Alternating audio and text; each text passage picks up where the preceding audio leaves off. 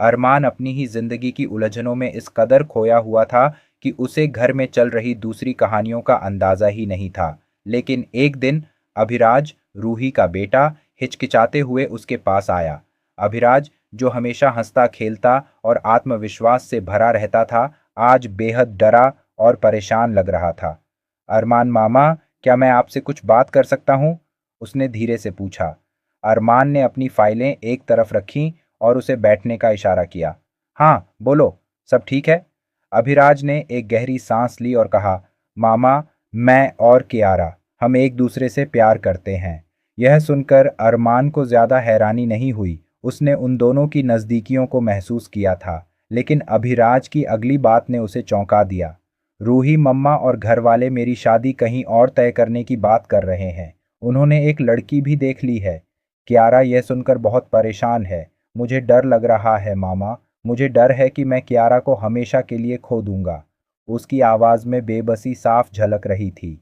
अभिराज की कहानी सुनते हुए अरमान को लगा जैसे कोई उसे उसका ही अतीत दिखा रहा हो। उसे वो दिन याद आ गए जब उसने परिवार के दबाव में आकर रूही से शादी के लिए हाँ कर दी थी।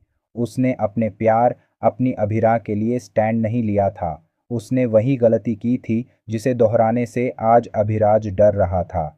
उसे अभिराज के डर में अपनी कायरता की झलक दिखी। अरमान ने अभिराज के कंधे पर हाथ रखा और दृढ़ता से कहा, तुम डरो मत, मैं तुम्हारी मदद करूंगा।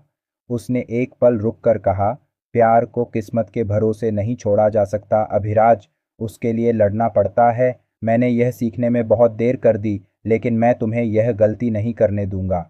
अरमान ने वादा किया कि वह रूही और पूरे परिवार से इस बारे में बात करेगा। किसी और की प्रेम कहानी को टूटने से बचाने का यह विचार अरमान को अपने रिश्ते के लिए एक नई प्रेरणा दे गया।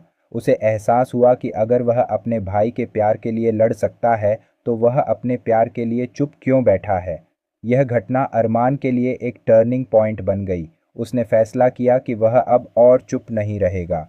वह कावेरी पोद्दार के सामने खड़ा होगा, अपनी गलती मानेगा और अपने प्यार, अपनी पत्नी अभिरा पर अपना हक जताएगा। अभिराज के डर ने अरमान के अंदर के